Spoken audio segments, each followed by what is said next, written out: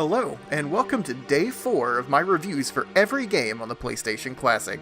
We've taken a look at 9 games so far that cover a wide variety of genres and playstyles, and that trend continues once again today with 3 more games. Some iconic, some not. If you haven't watched the previous videos in this series, make sure you do that, and also make sure you click that subscribe button so you don't miss any future videos either. So without further ado, let's get to the games.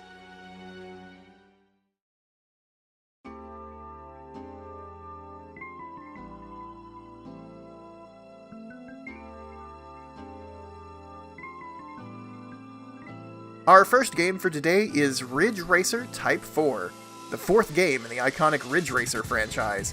I've always liked the Ridge Racer series, even starting from the first game.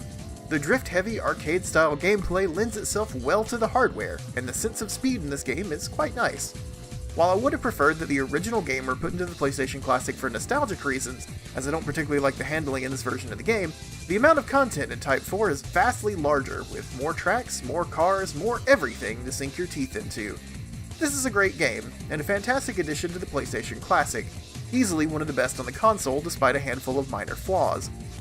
While it's unfortunate that Gran Turismo 2 is missing from the game's lineup, which would have been an incredible game to include, Ridge Racer Type 4 picks up the racing slack fairly well, but those wishing for a less arcadey racing experience are just out of luck.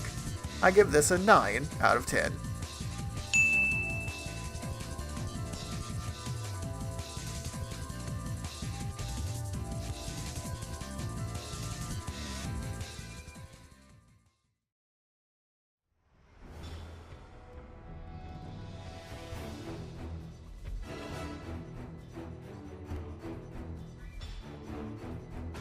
Coming up next, we've got Tom Clancy's Rainbow Six, one of the strangest and most out-of-place games on this entire collection.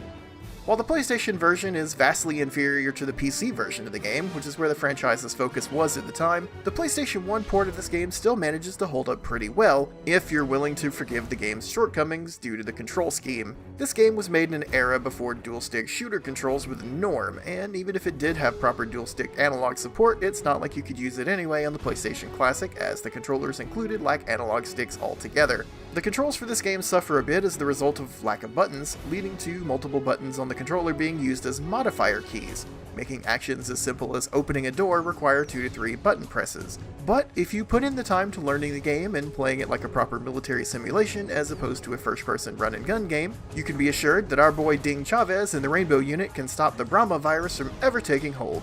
I'm honestly quite nostalgic for this game, as I definitely remember spending a large amount of time hanging out with my brother and watching him play this game, watching him learn the maps and cheering him on. I've got a strange soft spot for this game, even though it's definitely aged poorly.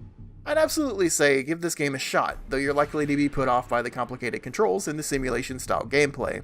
But tough through that, and you'll find a decently fully fleshed out game. One that serves as the groundwork for the Tom Clancy games that we've got today, like Rainbow Six Siege and The Division. I give this a 7 out of 10.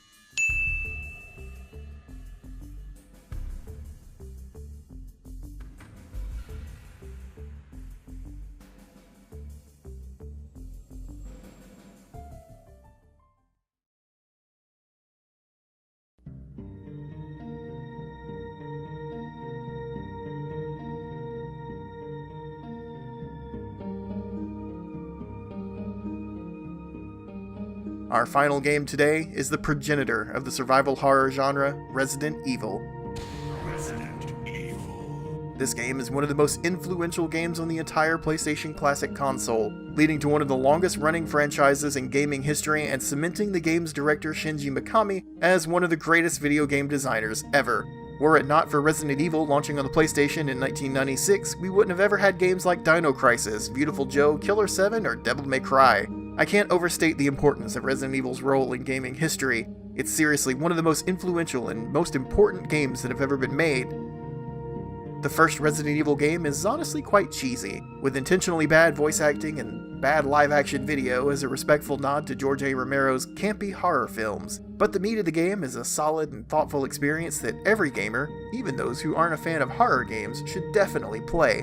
While the tank controls certainly take a bit of getting used to, exploring the mansion and solving its many puzzles while trying to conserve your ammunition, manage your resources, and figure out exactly what's going on in Raccoon City is just absolutely memorable. The gameplay holds up extremely well, so much so that the latest entry in the series, Resident Evil 7, actually still uses most of the same mechanics found in the first game, albeit in a first-person view rather than a fixed-camera cinematic view.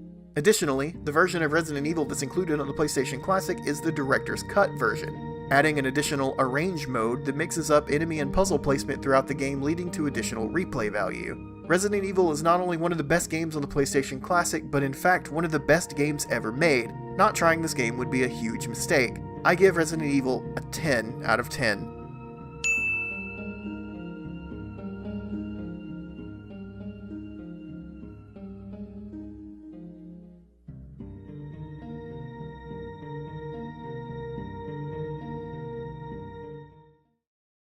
Thanks for watching the video today, guys. I've got 3 more to go, and as we're getting very close to the end, there's a few more heavy hitters coming up that I think just about every person who considers themselves a gamer would enjoy. If you don't want to miss the next 3 videos, or any other videos from Question Block Gaming, go ahead and click that subscribe button. I appreciate you taking the time to watch my video today, guys, and I will see you on the next one.